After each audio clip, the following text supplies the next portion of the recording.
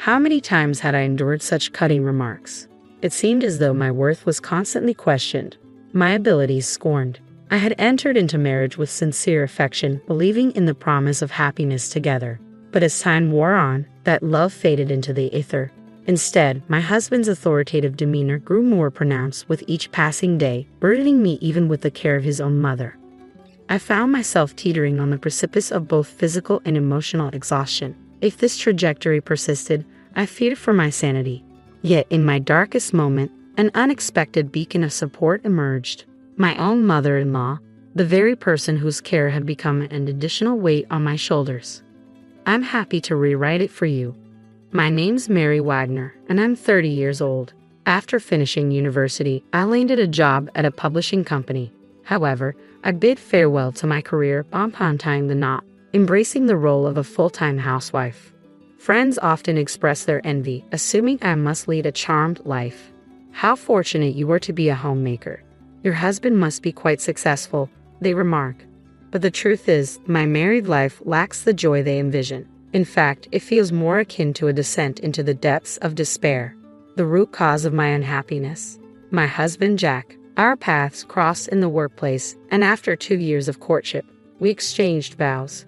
Jack, 3 years my senior, possessed a reserved demeanor, and we weren't exactly the epitome of affectionate partners. Nonetheless, I was drawn to his steadfast sense of self and mature demeanor. I envisioned a tranquil, content life together. That was my hope, at least.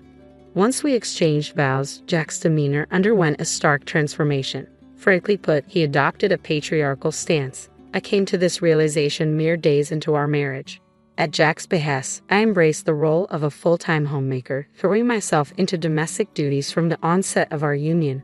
On that particular evening, I diligently prepared dinner, eagerly awaiting Jack's return. He arrived home a tad after 7 p.m. Upon surveying the meal laid out before him, his voice erupted with dissatisfaction. "What's this?" he barked. "It's a casserole with salad and a side of soup," I responded hesitantly. "Don't toy with me. If you're catering to your weary husband, it ought to be a lavish spread. Your past successes are no excuse. How can you falter at such basic tasks? You're utterly incompetent as a woman, utterly." "You could have said that differently," I murmur, my troubled expression met with Jack's glare. Suddenly, he hurls the dish of salad to the floor. A startled scream escapes my lips. "What? It's because you, as my wife, can't even manage the basics, isn't it?" Jack interjects sharply. "I made my expectations clear. There's no need to disrespect the food like that." "Shut up. Instead of making excuses, use that deficient brain of yours to consider how to better fulfill your role as my wife, you fool." It's the first time I've been called that. Sure, I've faced reprimands from my parents, arguments with my brother and friends, but never have I been subjected to such cruelty, especially from the man I love. It's only been a few days since our wedding. I never imagined he would react so harshly over a dinner choice. Nevertheless, as a housewife, I remain financially reliant on him. I can't risk defying my husband. As a newlywed, my utmost desire is to avoid upsetting him. Since that incident, I've been tiptoeing around him, careful not to trigger his anger. I meticulously ironed every piece of laundry, prepared the simplest of meals like loaded potato soup, and seasoned side dishes to perfection. Not a single hair must be left on the floor. Under this constant pressure, my nerves fray. Yet his patriarchal control only tightens. "There's a crease in this shirt sleeve. Can't you see?" he berates. "I am sorry. I'll iron it right away," I stammer. "I'm already running late for work." "You're always so slow," he complains. "I'll hurry," I assure him. "You won't have time. You're insufferable in the morning." "How much more do you want to upset me, you incompetent woman?" he snaps. "I'm sorry. Truly deeply sorry." I apologize, my voice trembling. Whenever I erred, I instinctively lowered my head in apology, a practice enforced by my husband. Depending on the gravity of my mistake, the depth of my contrition varied. Sometimes a mere bow would suffice for forgiveness, but for more serious transgressions, kneeling was required. And in moments of repeated mistakes, he would ominously present me with a completed divorce document. It's astonishing how quickly one can become accustomed to such treatment. After a year of enduring this cycle, I began to internalize a sense of utter worthlessness. Yet I couldn't bear the thought of divorce, especially in my current state of unemployment. I couldn't shatter my parents' joy over our marriage by admitting to such a failure. especially not after such a short time. The prospect of enduring perpetual reprimand from my husband filled me with despair for the future. As usual, I was in the midst of preparing dinner, anticipating his return. My daily ritual involved completing the meal by 7 p.m., ensuring it was ready for him to enjoy whenever he arrived. The moment the front door creaked open, I began setting the table. If I failed to finish before he sat down, it would inevitably lead to another round of apologies. Typically, my husband would take his seat in silence, but on this particular day, something felt different. As he loosened his tie, he initiated a conversation. "Mary, we're moving to my parents' house this weekend." I paused, puzzled. "Your parents' house? You mean your mother's place?" He nodded. "Yes, that's correct." "Have everything packed by then?" I couldn't help but inquire, "Why the sudden change, Jack? You've always been adamant about not returning to your parents' house." His icy stare silenced my probing, and after a momentary pause, he spoke. "My mother had a fall, and living independently has become too challenging for her." My concern surged. "We should go to her immediately. She's been in the hospital for a week. We'll move once she's discharged this weekend," he explained. "I understand now," I replied quietly.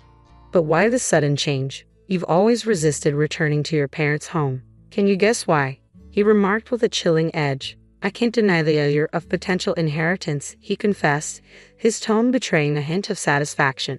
"You see, my father was an ordinary man, but my mother's family is wealthy. She has a substantial amount of money." "What does that have to do with her current situation?" I questioned. His lips curled into a calculating smile. "If I play the devoted son during this ordeal, perhaps I'll be in line for a significant inheritance. If we, as a couple, rush to her side, I'm confident she'll be inclined to bestow the entire inheritance upon us." "Isn't that a bit disrespectful?" I dared to question. "Shut up. You're being supported by me, so just listen quietly," he retorted sharply. "I am sorry," I stammered, cowed by his outburst. The air was thick with tension as his words echoed in the room, leaving me feeling small and powerless. Instinctively, I offered my usual apology. With a triumphant air, he declared, "Listen, from now on, you'll be taking care of my mother. You'll work as a maid in my parents' house for the rest of your life." I faltered at his words. Is that what you mean?" I ventured to ask, but he cut me off sharply. "Don't argue. Who do you think is providing for your current lifestyle? It's all thanks to me, isn't it? Depending on how well you care for my mother, our inheritance could be affected. So don't neglect your duties. Understand?" Pressured to respond, I murmured softly, "Yes." His satisfaction evident, he flashed a smug smile before beginning his meal. Forcing me into the role of caregiver solely for the sake of his mother's inheritance, my husband doesn't regard me as his wife. To him, I'm merely a housemaid. Though I was aware of this truth, hearing it explicitly was a jolt to my senses. Yet I lacked the courage to challenge him. In a way, I felt as though I had been brainwashed, my own aspirations erased. The following day, following my husband's orders, I started packing our belongings. A week later, as directed by him, we relocated to my mother-in-law's residence, coinciding with her discharge from the hospital. On the day of her discharge, Jack didn't show up at the hospital, citing work obligations. Consequently, I was the one accompanying my mother-in-law home. During our journey back, she offered an apology. "Mary, I'm truly sorry. It's because of me that you're going through all of this. Don't worry about it. As a housewife, if I can lend you support while being at home, then nothing could be more important," I reassured her. "Thank you. But are you not bothered by how sudden this all is?" she inquired. "Well, the packing was a bit rushed, I suppose," I admitted. "I can imagine. Even I was taken aback by Jack's decision to move in with us. I wonder what prompted him to do this so abruptly." "Mary, have you heard anything?" she pressed. "No, I haven't heard anything," I replied softly. It wasn't surprising that my mother-in-law found the situation peculiar. Jack had always harbored a dislike for her, often expressing his grievances with remarks like, "She's a nuisance and I'd rather not be around her." Yet he swiftly moved in with her upon her hospitalization, driven by the prospect of her inheritance. To be honest, I was startled by Jack's sudden change in behavior. However, I couldn't bring myself to disclose the truth to my mother-in-law. Striving to maintain composure, I concealed my inner turmoil. Thus began my life as a caregiver, navigating the unfamiliar responsibilities alongside the household chores in the spacious family home. Even amidst our return to his parents' residence, Jack's domineering demeanor remained unchanged, subjecting me to verbal abuse almost daily. In my mother-in-law's absence, there was no respite from the demands of housekeeping and caregiving, and my days were consumed with ceaseless activity from dawn till dusk. This routine persisted for about a month until one day, while I was attending to my mother-in-law's needs, she expressed her concern. "Mary, have you lost weight again?" No, please don't worry about it, Mother," I reassured her. "Are you certain? I noticed the same thing when you first moved in. You seemed much more fatigued compared to when you were newlywed," she remarked. She was correct. Over the course of our year and a half of marriage, I had shed 15 pounds. It wasn't due to skipping meals, but rather a diminished appetite and a lack of leisurely dining time. My mother-in-law discerned the changes in me, ones that even Jack hadn't noticed. Simply that acknowledgement eased some of my loneliness. Wanting to alleviate her concerns, I mustered a smile. "Don't fret over me, Mother. Just sharing these conversations with you each day brings me joy. Mary, let's steer away from this gloomy talk. Shall I attend to your other hand, Mother?" I suggested, attempting to lighten the mood. "Oh yes, please," she responded. Just as I began to assist her, my phone abruptly rang. "It seems to be Jack," my mother-in-law observed, causing my body to stiffen. Jack insisted I answer his calls promptly. However, with a wet towel in hand, I couldn't respond immediately. Yet I knew any delay would provoke his anger. Utilizing my elbow, I managed to tap the answer button and switched the call to speaker. "Hello," I greeted hesitantly. Instantly, a barrage of angry shouts erupted from the other end of the line. "Hey, don't play games. Why did you answer immediately?" Jack demanded furiously. I'm sorry. I was a bit preoccupied," I stammered, bracing myself for his wrath. "What? A maid should answer on the first ring. But I was occupied and couldn't," I explained. "Didn't I always tell you not to talk back? You're so frustrating. Why are you so incapable?" Jack's voice seethed with anger. I'm sorry," I apologized meekly. "Are you ensuring the old lady is properly cared for? The inheritance hinges on your performance. Do you understand?" he pressed. Being humiliated in front of my mother-in-law filled me with shame. Jack continued to hurl insults, branding me incompetent and bothersome before abruptly ending the call. Following Jack's tirade, a weighty silence engulfed the room. It was my mother-in-law who broke it. "Mary, was that Jack? Does he always speak to you like that?" Yes, but it's my fault. I am incompetent," I admitted quietly. "What nonsense is that? You're such a kind and wonderful girl, Mary," she reassured me with sincerity. "Mom, I can't ignore this, Mary. It's time to take a stand." My mother-in-law then proposed a plan. Following her lead, I gathered all of Jack's belongings and deposited them in the yard before locking the front door. Together, we awaited Jack's return. Several hours passed before we heard noises from the entrance. It was likely Jack, but the locked door remained impassable. Ignoring the intercom's persistent chimes, I followed my mother-in-law's instructions. Eventually, my phone began to ring. It was Jack. Switching the call to speaker, I answered, "Hello." He began shouting immediately, "Hey, stop playing games. Open the front door this instant." "I can't do that." "What? What do you mean?" "This is your mother's directive." Unable to grasp the situation, he continued to shout, "Stop messing around and open it now." In response, my mother-in-law's voice rang out, cold and resolute. "The one who's messing around here is you fool." "Mom, I always knew you were distant, but I never imagined you would treat your wife like this." "No, that's not. I sensed something was amiss when you suddenly moved in to exploit your wife and rely on inheritance. How could you lead such a disgraceful existence?" my mother-in-law admonished. "No, that's not true," Jack protested. "What's not true? I have no intention of leaving you any inheritance. If you understand, get lost. This is my house. You will never be allowed back in." Flustered by my mother-in-law's accusations, Jack began pounding on the door. Through the phone, I could hear him pleading, "Please do something. I have an ally in my mother-in-law. I won't be manipulated any longer," I declared with resolve. Addressing Jack firmly over the phone, I stated, "I want a divorce. I can't continue with you any longer." "What? What are you saying?" he exclaimed in disbelief. "Enough. I refuse to remain married to a man like you any longer. I refuse to squander my life. I refuse to sacrifice my own happiness for yours, I declared resolutely. Dee, don't be ridiculous. You can't live without me, Jack protested.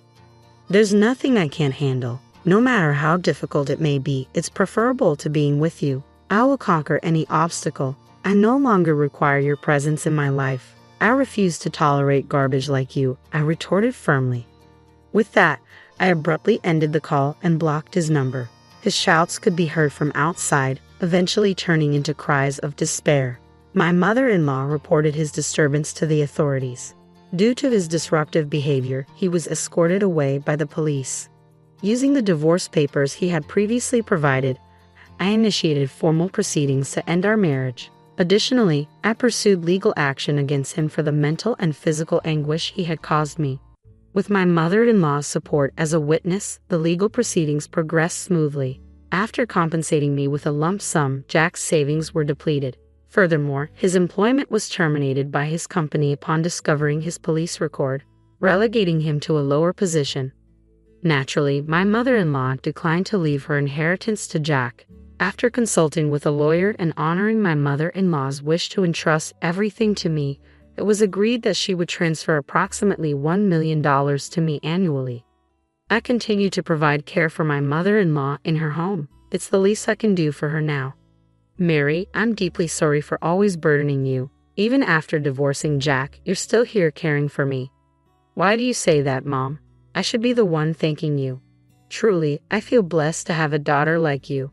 The feeling is mutual. Let's continue to support each other, all right? My life alongside my mother-in-law is now filled with more joy than I could have imagined. I'll strive to do everything within my power for her until the end of her days. You overheard our conversation yesterday, didn't you? My eldest son and his wife are returning home for the birth of their child. So, I need you to clear your stuff up to the yard. Excuse me, but you can't have kids anyway. You'll even help with my son's work. The least you could do is make some room. I'm paying $10,000 in rent, and this is getting too tiresome to deal with. I've been living with my mother-in-law, but now she wants me out of the house because my brother-in-law and his wife are returning. Between my mother-in-law, brother-in-law, his wife, and my husband, this house is full of problems. I've been trying to keep things running smoothly, but it's becoming a hassle to think about it all. I'm done thinking. Okay, I'll leave, but I can't just put my belongings in the yard. So I'll come back later to pick them up. You're leaving? Thank you, that's a big help. Ignoring my pleas, my mother-in-law, I started packing my things and left the house. 7 seconds after stepping out the door, I took out my phone and called the junk removal service. Once I stopped thinking, no one could stop my actions. I'm Linda, a 40-year-old IT consultant. My husband, Mark, is also 40 and runs 3 restaurants as a sole proprietor. We're both 40 and people often assume we've been married a long time and have a kid or two, but we're actually newlyweds. We both live as workaholics and didn't marry until this age. I had given up on marriage just before turning 40, but a random visit to a bar after work changed my mind. This your first time here? Mark asked. Yes, that's right. I replied. Feeling comfortable in Mark's restaurant, I started visiting frequently as a regular. I always sat at the end of the bar, and it became normal for Mark to chat with me while I ate. What does an IT consultant do? Mark asked. Introducing it to companies, strategic planning. I've worked with restaurants too. Once I suggested a tablet-based ordering system to reduce labor costs and improve efficiency, I replied. Slowly, I was drawn to his dedication to his work, and likewise, Mark grew fond of me, seeing that I was a hardworking person. I'm always busy with work and can't talk much. How about we go out for dinner sometime? Mark suggested. Excited about the chance to dine with a restaurateur, I eagerly agreed. We started dating, and 2 years later, as we both turned 40, we decided to get married. Feeling shy about being a bride at 40, I asked my husband to skip the wedding ceremony and we just took some photos of us dressed up. After we got married, I moved from my apartment to my husband's house, a 3-story building with a garden and parking located in a high-end area. The rent is apparently around $10,000. Some might think it's unthinkable to live with a mother-in-law right after getting married, but I'm 40, so I don't mind much. Plus, my mother-in-law is 70 and my father-in-law has passed away, so living together seemed necessary when my husband suggested it. I immediately agreed, but after moving in with my mother-in-law, I regretted accepting so quickly. When I moved into my husband's house besides the bedroom for us, I even got a lavish office room for myself. His house seemed too big for just 2 people, with many spare rooms. Once I settled in, I asked my husband a simple question. Why do we need such a big house just for you and your mother? I have a brother 3 years older than me. He left home after college, and I've lost touch with him for the most part. He hasn't been home at all, and it's been a few years since I've heard from him. He's such a man that one day he might get into trouble and come back to me and Mom, right? So we decided to rent a bigger house, my husband explained. I think it's a little too big, I said. Well, I got married, and you came, so I guess it all worked out, my husband said with a smile as he unboxed my books and arranged them on the shelf. He talked about his brother Daniel from his story. It seems Daniel is aimlessly hopping from job to job, but my husband doesn't think badly of him. Don't talk about that kid. What if he really comes back? My mother-in-law appeared at the doorway of what would be my office, seemingly checking on us. It appears she doesn't have a good opinion of him, unlike my husband. It's understandable for a mother to show a cold reaction to an eldest son who shirks his responsibilities.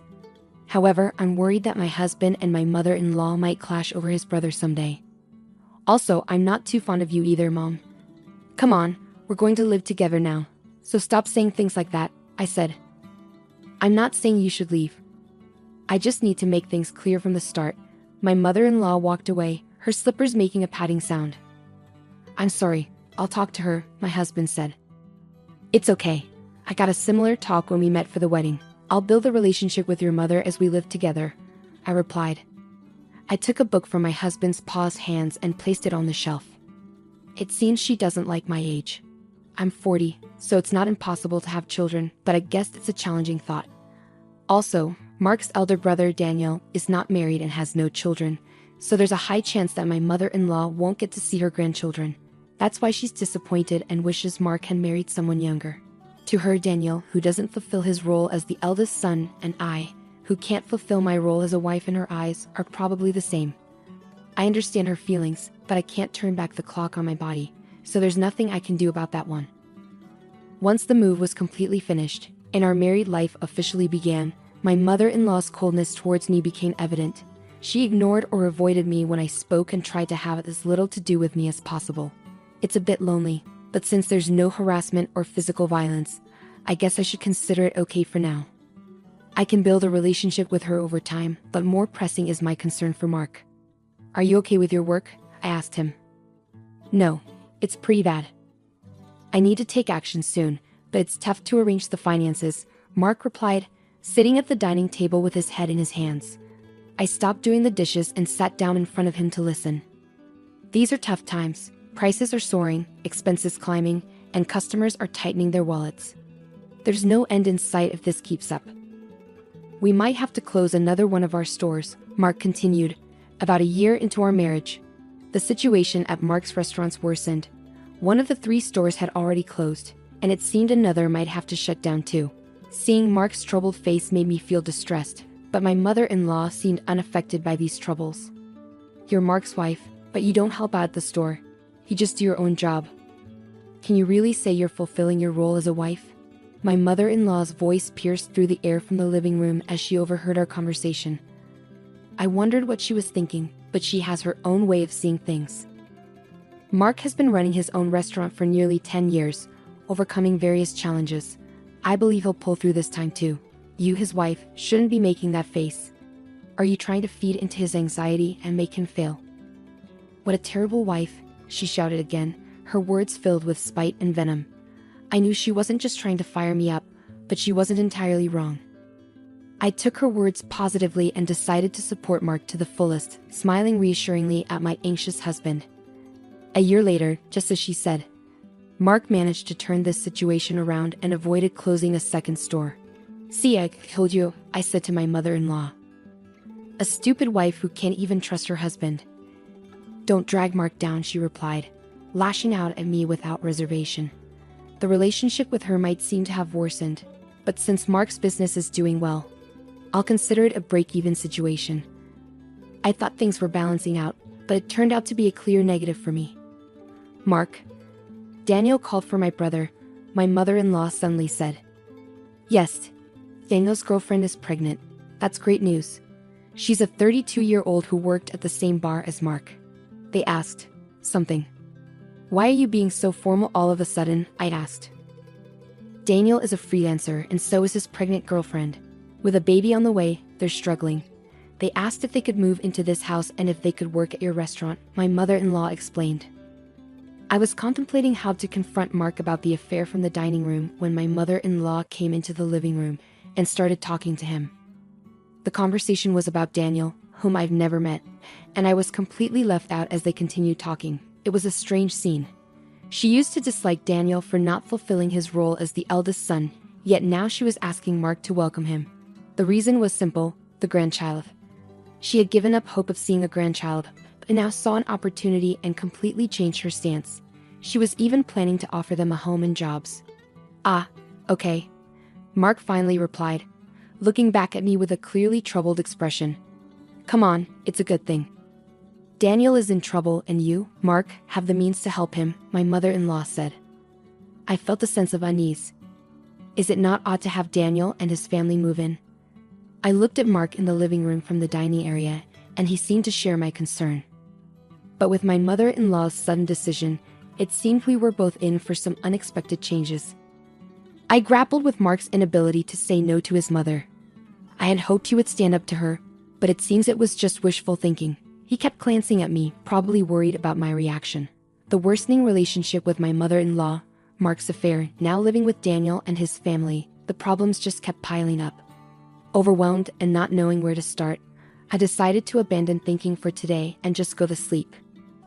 The next day being a holiday and probably due to extreme mental fatigue, I slept in until late morning. Mark was at work, so it was just my mother-in-law and me at home. Dreading what she might say about my sleeping in, I reluctantly headed to the living room. You sure slept in. Must be nice to have such leisure, she said, surpassing my expectations. You heard Mark and me talking yesterday, right? Daniel and his wife are coming back for a maternity leave visit, so move your stuff out to the yard. Excuse me, I was still groggy from sleep. Did she really mean I should live in the yard? Or was she telling me to leave the house? You can't have kids anyway. You don't help with Mark's work, so you should at least make room for Daniel and his family. We have 2 spare rooms left, so if you leave and your office is free, we can have a bedroom and a nursery for Daniel's family and a storage room for their stuff. Don't you think the room count and usage are just perfect? It seems she was indeed telling me to leave, but a storage room for Daniel's family. I'm being kicked out to make room for a space that doesn't seem necessary. Originally, I was allowed to use the office because there were spare rooms, and I don't mind if it's gone. A bedroom for Mark and me is enough. Daniel's family can live here without me leaving. Realizing that my mother-in-law now sees no reason for me to be in this house as a wife since she can see her grandchild and I'm paying $10,000 in rent, I'm too tired to deal with all this. I decided to clear my mind and give my brain a rest. Silent with my mother-in-law, the only sound in the living room was the ticking of the clock. Okay, time to leave, I said, having rested my mind. I decided it's too much trouble to worry about what happens to Mark, my mother-in-law, Daniel's family, and their future. Understood. I'll leave. I can't put all my belongings in the yard, so I'll come back later to pick them up, I declared. You're leaving? Thank you, that helps, my pleased mother-in-law said, ignoring my words. I started packing my things and left the house. 7 seconds after stepping out the door, I took out my phone and called a junk removal service. My decision, made after stopping my overthinking, couldn't be stopped by anyone. Let them all regret this choice later. Having left the house, I decided to stay at a hotel for the time being. I had called the junk removal service, but they needed some time to prepare. This worked out since I wanted some time too. 2 weeks after leaving, I rented an apartment and started living alone. I haven't heard from Mark since then. He probably thinks I'll come back eventually. The thought of Mark taking the current situation lightly infuriates me. However, today is the day after his restaurant's day off. I expect a call from Mark when he visits the restaurant for a lunch prep. Hey, what's going on here? The restaurant is completely empty, Mark exclaimed over the phone. Just as I thought, I chuckled. Mark, I could explain over the phone, but it would be more efficient if your mom was there too. I'm heading to the house now. Can you come back? You could open the restaurant anyway, right? I couldn't help but laugh before hanging up, amused by Mark's reaction. What on earth is this? The restaurant's fridge, cooking equipment, tables, all the important stuff is gone. Did you do this? Do you think you can get away with this for free? As soon as I arrived at the house, my mother-in-law started yelling at me. It seems Mark had explained half of the situation. There was an unfamiliar couple in the living room, apparently Daniel and his wife. They looked confused and anxious, not fully grasping the situation and my mother-in-law's extreme anger. It's my restaurant, so there shouldn't be a problem with me starting the closing process or having the items I bought disposed of by a junk removal service, right? I countered, huh? Your restaurant? What are you talking about? Why don't you explain, Mark? You haven't told your mom, have you? You remember that I still have the main restaurant and the second branch, and the second one was in a financial crisis, right? Mark began, yes, of course. You worked hard to turn it around, changing the tables, chairs, signboard, the restaurant's atmosphere, bringing in new cooking equipment, expanding the menu, and replacing the fridge and freezer to accommodate the new menu, right? My mother-in-law nodded. Well, about that. Linda actually paid for those expenses, Mark confessed. Hearing Mark's words, my mother-in-law looked perplexed. She seemed to be trying hard to understand but probably lacked the full information to grasp everything. Mark continued, looking uncomfortable, as if he was holding back a bathroom break. Seeing that this was going nowhere, I decided to explain. Before turning 40, I was single and working in night consulting. We didn't have a wedding ceremony, nor did we buy a new house after getting married, so I had saved up quite a bit of money. I lent Mark $200,000 to help turn around his struggling second restaurant branch. $200,000? But you can't just hand over such a large amount of money to your spouse, right? My mother-in-law exclaimed. That's why I decided to buy the rights to the second branch and become its owner, I explained. I left most of the management to Mark, so there wasn't much for me to do as the owner. The only change was that Mark shifted his focus from the main branch to the second one for its recovery. When Mark's restaurant was in crisis, I had to show my concern alongside him. It was when my mother-in-law yelled at me for not showing enough trust in my husband that I decided to support Mark to the fullest. My form of support was giving him the money I had saved during my single years. Mark, is this true? My mother-in-law asked. Yeah, it's true. She said it was okay if I failed and wasted the $200,000. She gave me the money, but since it was such a large amount, it was going to fail anyway. She suggested becoming the owner. The plan was to pay back the borrowed $200,000 from the restaurant's earnings. But it was simpler for Linda to become the owner and have the restaurant's income go directly to her. It also meant that she could decide whether to close the restaurant or not. It's a lie. Can something like that really happen? My mother-in-law exclaimed. I understand it's hard to believe hearing this all of a sudden. That's why I brought some evidence, I said, spreading documents like the business license transfer of rights agreement and lease agreement on the table, proving that I was the owner of the restaurant.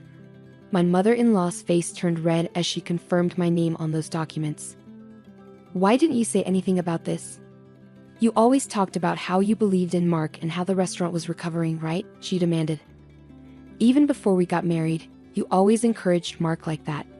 He felt pressured by your words but tried to live up to your expectations. Not wanting to disappoint you as the head of the household, you're pretty cold to people like me and Daniel who don't fulfill their roles, right? That's why Mark couldn't tell you he borrowed a large sum of money from me. He could have just told me. That's why Mark couldn't speak his mind, because you get upset easily. People like my mother-in-law often don't realize they're putting pressure on others. They might think it's just a small thing to say, but for the one under pressure, it's a huge burden. Not something they can easily talk about. And even if they did speak up, you would likely be disappointed and start complaining. It was essential not to let Mark's spirit break under her constant jabs, especially when the restaurant was finally turning around. That's why I kept quiet too. But I really wish she had refused when Daniel and his family were coming back. Probably Mark thought it was work-related and agreed without thinking much, I admitted. Mom, Linda, I'm sorry. This situation is my fault for not being decisive enough. If I had managed the restaurant well from the start, Linda wouldn't have had to lend her money. And if I wasn't such a weakling, I could have told you the truth. If Linda decides to close the restaurant, then that's it. But what about the part-time workers? Mark said. Don't worry. In the past 2 weeks, I've already informed everyone about closing the restaurant, and they've all understood. For those interested, I've arranged part-time work at other restaurants through my IT consulting contacts, I assured. That's a relief. So everyone was in on this, Linda showing me an empty restaurant as a surprise, and everyone keeping the closure for me. My mother-in-law asked. Mark, I'm sorry too. I've been pressuring you and Linda. I'm sorry for everything up to now. I won't tell you to leave again. My mother-in-law apologized, and it seemed as if everything was resolving nicely. But that's a misunderstanding. I'm far from being satisfied, and the discussion is far from over. Let's settle this matter next, I said, pulling out divorce papers. What's this? A divorce paper? Mark picked up the papers in shock. Why a divorce? This is supposed to be a reconciliation, right? Don't just assume we've reconciled. You might think it's a secret, but I know about your affair with the part-timer. All the part-time workers knew about it too. I said, displaying an image on my smartphone sent by a part-time worker showing Mark entering a hotel. Anyone can take such evidence, not just the police or detectives. Getting the second branch back on track gave you too much confidence. You really got carried away, I concluded. I remarked that as the owner of the restaurant, I couldn't just stand aside from the day-to-day operations. Even though I couldn't do much in terms of daily management, I made it a point to visit from time to time. During these visits, the part-time workers complained to me about Mark's affair and asked for my help. When I promised to handle it, they provided incredible support. They leaked information about Mark's affair, sent me proof, and even kept silent about the restaurant's closure from him. Wait a minute, closing the second branch and a divorce? What's going to happen to the rent for this place? My mother-in-law's voice shook. I haven't mentioned that yet. I've been paying the entire rent of $10,000 a month for this house. Is that also true? Mark's shoulders slumped. It's true. When the restaurant's revenue started falling, Linda started paying half of it. But as revenue continued to drop, the amount she had to cover increased. Eventually, I ended up paying it all, $10,000 a month. It's the same as my salary, so I paid all the rent. And Mark covered other living expenses like food and utilities. So if Mark gets divorced and only has the main restaurant left, obviously living here won't be an option anymore, I stated matter-of-factly. Mark and my mother-in-law seemed deflated after hearing my words. They slumped as if they had exhausted themselves in a boxing match. Daniel and his wife, now somewhat understanding the situation, hesitantly joined the conversation. What does that mean? We came back here, can't live here? Sorry, Daniel. Right now, I don't have the means to help you with a restaurant or a house, Mark explained. Come on, do something. We're having a baby, at least give me a job. We have enough part-time, Daniel protested. The argument escalated, and it became clear that the future was uncertain for everyone involved. Witnessing the brothers dispute over their mother, the mother-child relationship also deteriorated. Now Mark and his mother are living together reluctantly in a smaller apartment, hardly talking and creating an awkward atmosphere. After the divorce, I first dealt with closing down the restaurant. It was a bit of a hassle, but as the owner, it was my responsibility. However, the fridge, cooking equipment, tables, and chairs I had removed were fairly new, so I managed to sell them at a good price. Adding just a little more money allowed me to finish the restaurant's closure, I recounted. Though it was a brief period, being a restaurant owner and handling its closure was an experience. I believe these experiences will be useful in my IT consulting work someday. I guess work suits me better than marriage. Convinced of this, I continue to work hard today. After the tumultuous events that unfolded, the conclusion of this saga brought a mix of resolution and uncertainty. I continued. The revelation of the true ownership of the restaurant, coupled with the exposure of Mark's affair, exposed the fractures in the family. The decision to close the second branch of the restaurant added a layer of financial stress and uncertainty about the future. Despite the apologies, it became clear that reconciling the strained relationships would be a complex and ongoing process, I added. The introduction of divorce papers, a decisive move by Linda, added another layer of complexity to this situation. The betrayal of trust both in the marriage and the business became a pivotal point that left the characters grappling with the aftermath. Linda's firm stance indicated that she was unwilling to overlook the breach of fidelity and was determined to take control of her life, even if it meant ending the marriage, I noted. As the fallout extended to Daniel and his family, the once close ties between the brothers strained, revealing the fragility of familial bonds under pressure. The uncertainty about living arrangements and financial stability left everyone involved facing an uncertain future. The emotional toll of the conflicts was palpable, as seen in the strained relationships and the awkward atmosphere that settled over the characters, I explained. In the end, the story leaves us with a sense of closure regarding the restaurant's closure and Linda's decision to end her marriage.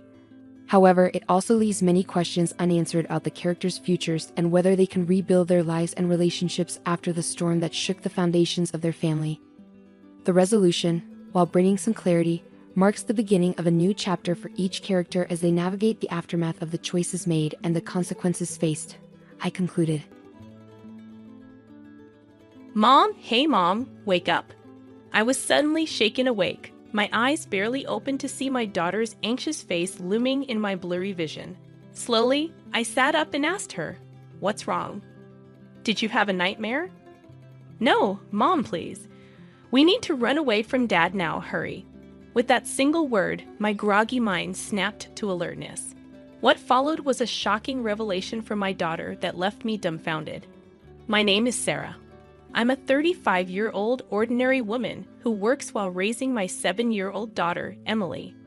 Our precious gem is not only adorable, but a bit unusual, or rather, has some mysterious aspects. Mom, you're forgetting your umbrella. Despite the weather forecast for the day being partly sunny with clouds, I was stopped by my daughter as I was about to leave the house. "It's fine. There's only a 10% chance of rain today. But Mom, you're going to get soaked. I saw it in a dream. Please take an umbrella with you." Reluctantly, I took the umbrella she handed me and headed to work. Lo and behold, I encountered a sudden downpour just before I was about to return home. I was surprised and came home drenched, only to be proudly greeted by my daughter, whose umbrella was also wet on the stand. "Welcome home, Mom. See, it happened just like I said. Emily has had this slight mysterious power since she was very young, accurately predicting the weather and dinner menus. It might be an exaggeration to call it a precognitive ability, but it's unusual. She sometimes feels out of place because of this, especially when playing with friends, but she doesn't seem to mind. Above all, we, her family, have accepted this as part of her uniqueness, and she's otherwise a perfectly normal, adorable girl. What concerns me more is my husband, Mike, who is the same age as me. We met through a marriage agency. Back then, I was a hard-working career woman, successful but inexperienced with relationships. Urged by my impatient parents, I registered with the agency. It might be odd for a wife to say, but Mike was even more handsome back then and instantly charmed me. Moreover, he was a feminist, and I instantly fell in love. Our relationship quickly progressed with marriage in mind. My husband and I have been married for 10 years this year. He always comes home late these days. Emily is only 7 years old, and she still requires a lot of care. Juggling her care, household chores, and work without Mike's help has been overwhelming. Everything costs money these days, and we need to save as much as we can for Emily's sake. You never know what might happen, so I'm working hard." That's what he said when I asked him about it. I can't argue with him when he says it's for Emily's sake. I've been overwhelmed with work, household chores, and solo parenting. Then one day, Mike came home early, looking extremely tense. Sensing the mood, I sent Emily away before asking, "What's wrong? Did something happen?" "I want to quit my job," he said. It was completely unexpected. After putting Emily to bed, we talked. And it turned out he'd been struggling with workplace relationships and no longer found his job fulfilling, making it a pain to go to work. "Don't blame me, I just can't take it anymore. Once things settle down, I'll find another job right away. Until then, I'll take care of everything at home," he explained. I didn't want him to quit, but forcing him could lead to worse outcomes. Reluctantly, I agreed to his request. Before long, I got serious about my job, and my husband became a stay-at-home dad. His way of doing household chores and cooking was, to put it mildly, a bit sloppy compared to when I did them. What particularly bothered me was the meals. I came home around 9 o'clock at night when my daughter went to bed and ate my husband's homemade food. But there was a lot of fried food, and the seasoning was surprisingly strong, so I always needed water. The first time I ate it, I couldn't help but confront him. "What is this? You didn't feed the same thing to our daughter, did you?" No, I made sure to prepare something with lighter flavors for the kid, and I kept the portions appropriate. I thought you'd appreciate something with a bit more flavor after a long day. Too much fried food, not enough vegetables, and the soup barely tastes like anything. I'd be fine with lighter seasoning for kids, and I wish you'd paid more attention to balancing the meals, I complained. Despite my repeated comments, the seasoning and menu hardly changed. If I tried to leave anything uneaten, he'd say, "I'll save it for our daughter to eat tomorrow." That's a joke. I'd rather eat it myself than let our daughter have it. Reluctantly, I finished my meal, and as an apology, he started offering dessert after dinner. He also began preparing a nightly drink and snack, calling it a nightcap, thinking it would please me. I hadn't been much of a drinker or late-night snacker before, but I couldn't outright reject his kindness. I appreciated his efforts in cooking and his attempts at being a good house husband, so I generally turned a blind eye, enjoying the break from household chores. About 6 months into my role as the primary breadwinner, I finally had a day off with absolutely no plans. However, I felt off from the morning and lay down feeling foggy. Lately, I've been feeling lethargic, without any fever and suffering from headaches. I fall asleep right after eating. Maybe I've been overdoing it at work. Luckily, my husband took our daughter out to a nearby large shopping mall, promising to contact me if anything came up. Grateful for his thoughtfulness, allowing me some much-needed rest, I was dozing off. "I'm back." I woke up to the sound of the front door and my husband's voice. I realized it was already evening. I had slept through the day without having lunch since before noon. "Welcome back. Sorry, honey, I couldn't play with you today. Did you have fun?" I asked our daughter, holding a palm-sized character mascot she must have gotten while out. But she nodded quietly, looking down, unlike her usual self. I tilted my head, puzzled by her unusual behavior. "What's wrong? Did something happen? Maybe she's just tired from walking around all day. You should take a shower and rest early, okay?" My husband gently placed his hand on our daughter's shoulder, and she nodded slightly before heading to her room. When she was out of sight, I quietly asked my husband, "Hey, she seemed a bit off. Did you scold her or something?" "No, I didn't do anything. I think she's just tired. Anyway, about dinner." I tensed up at his words. I was frankly fed up with his cooking. "You know I'll cook tonight. I've had a restful day and feel energized." "Oh, okay. Then I'll prepare the nightcap. I even bought dessert as usual," he smiled, lifting a bag that clearly had the logo of a famous cream puff shop.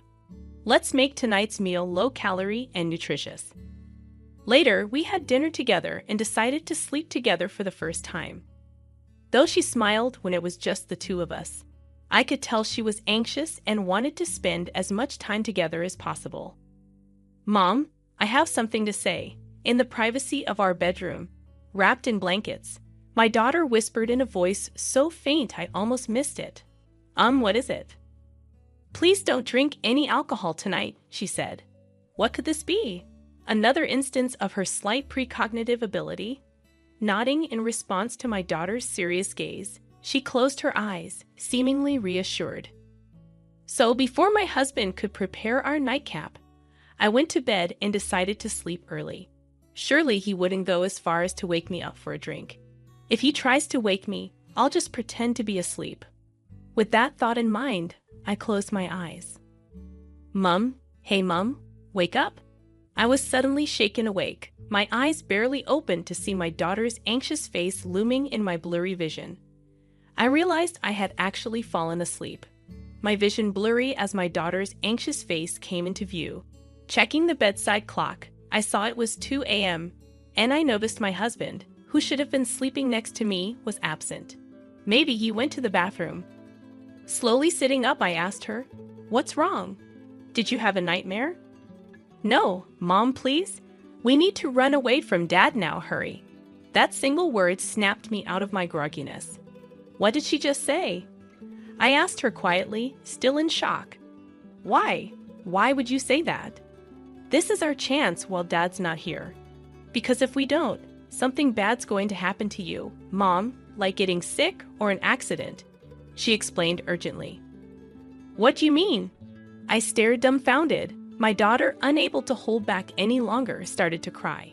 Holding her in my lap and gently stroking her trembling back, she gradually calmed down and began to speak. According to her, while returning from the restroom at the mall, she overheard her dad on the phone.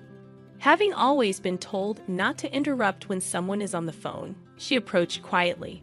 Dad was saying, just a little longer, and she'll be gone, planning to make it look like an accident or illness. Once that's done, we can be together with the insurance money. Who was he talking to? I asked, shaken. I don't know. At first, I thought it was you, Mom, but it wasn't because Dad. He was saying bad things about you, and he said, I love you to the person. My daughter was sobbing. If this was true, my husband was planning to send me to my demise. Besides, my husband is having an affair, my daughter continued. He said, I love you to someone, not Mom, she added. I was so shocked. I accidentally called out to Dad. Then Dad immediately ended the call and asked, How long have you been there? When I said, Just now, he smiled and said, Let's keep this our little secret from Mom. If you don't tell, you'll get a new kind and sweet mom. Tears and snot streamed down her face as she clung to me. But I want you. I don't need another mom. I love you so much, she wailed, clinging to me. In that moment, I felt an overwhelming sense of guilt for putting her through this and anger towards my husband. My daughter had braved her fears to protect me from her own father. How scared she must have been, how much courage she must have needed. Afterwards, holding my daughter, we went downstairs to the entrance. The moment I noticed my husband's favorite shoes were missing, any slight trust I had in him vanished alongside my daughter's words. According to her, this wasn't the first time he had left in the middle of the night. She had seen him leave several times when going to the bathroom. How had I never noticed before, even in deep sleep? If my daughter rarely wakes up at night and had seen him leave multiple times, it must have been frequent. My daughter was gripping the hem of my dress tightly. Her actions made me realize there was no time to doubt my husband. That's right. This is not the time for that. I need to respond to my daughter's courage, I thought. Perhaps because I hadn't drunk any alcohol. I felt more alert and clear-headed than usual. Looking into my daughter's eyes, I said, Emily, if we run away from Dad now, we might never see him again. Will you still come with me? Yes, I'm scared of Dad. I want to be with you, Mom, she replied, her voice filled with determination. I want to stay with you forever, she said. All right, I made up my mind. Fortunately, my daughter was in the middle of her summer vacation. I told her to pack what she needed, and I quickly packed our bags as well. Then I was stunned as I checked the contents of the drawer where I kept our valuables. Opening another drawer that I rarely opened, my suspicion was confirmed. A surge of anger rose within me, but for now, leaving was the priority. We hurriedly left the house before dawn and decided to seek refuge at my parents' house. My parents were surprised to see us arrive so early in the morning, but they kindly welcomed us. After showing them what I found just before leaving and explaining what my daughter had told me, after the day had fully dawned, I sent a casual message. Mom got hurt. I'm taking my daughter to help out for about a month or so. Please take care of the house while we're gone. Got it? Leave everything here to me. He was surprisingly calm about his daughter and wife disappearing overnight. Clearly, he must be smirking, thinking he can now do as he pleases alone. I'll lay low for now, but I won't let this go for my daughter's sake. As soon as we arrived at my parents' house, my daughter, still with tear stains on her cheeks, fell asleep. Looking at her sleeping face, I made a certain phone call. About a month after taking refuge at my parents' house, I decided to return home, leaving my daughter with my mom. Entering the living room after unlocking the door, my smartphone in my chest pocket, my husband, who had been holding his head in front of his smartphone, gave me a forced smile, as if nothing had happened. "Oh, welcome back. Don't just come back suddenly like that. You surprised me. How about I make you a nice iced coffee with lots of milk and sugar?" If it were the old me, I might have been deceived. Not today. I don't need it. Instead, I want you to write this. I confronted my husband, who was about to head to the kitchen with divorce papers. He sighed deeply after glancing at them. "Divorce, huh? Well, if that's what you really want, I'll agree." His reaction was expected, but it infuriated me. He casually accepted it with a smile. "I'll agree to the divorce since you're the one asking for it. But you'll meet my demands for the settlement, right?" "What are you talking about? You're the one who'll be paying." My husband looked puzzled.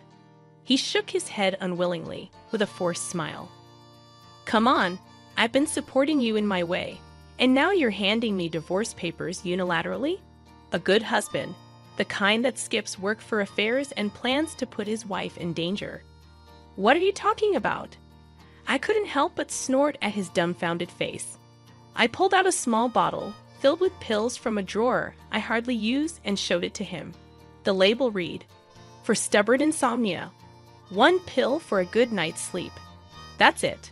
I bought it because I couldn't sleep well. It's obvious if you look at it. The amount hasn't decreased since I left. I'd opened and took pictures of everything before I left. Want me to compare? Don't talk nonsense. Besides, where's the proof that I gave those to you? "Everything you've been doing with your mistress. I know all about it," I said, returning to my seat with the bottle in hand. Pulling an envelope from my bag and spilling its contents, my husband froze in shock. No wonder those were printouts of messages he had sent to his mistress. It says things like, "I'm skipping work to see you. Wait for me. I quit my job so we can talk more. Love you. I've got something that'll make sure she won't wake up. I can visit you during that. Think we can be together soon. Wait for me, my princess." He sent this kind of message.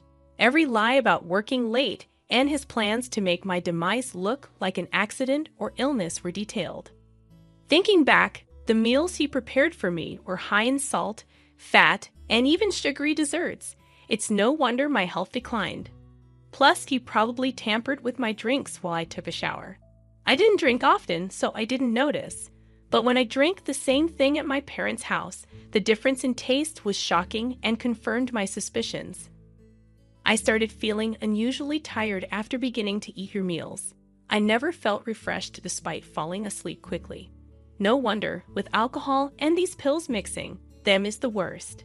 Imagine what could have happened, I said, watching as my husband's face turned pale and his eyes darted around. "That's how come you have this stuff. Don't tell me you snooped through my phone." "That's a violation of privacy," he accused. "No, I got it from her, your mistress," I said, flipping over a second envelope to show him. His face went white. No wonder. The scattered photos showed him getting cozy with a young woman right after returning to my parents' house,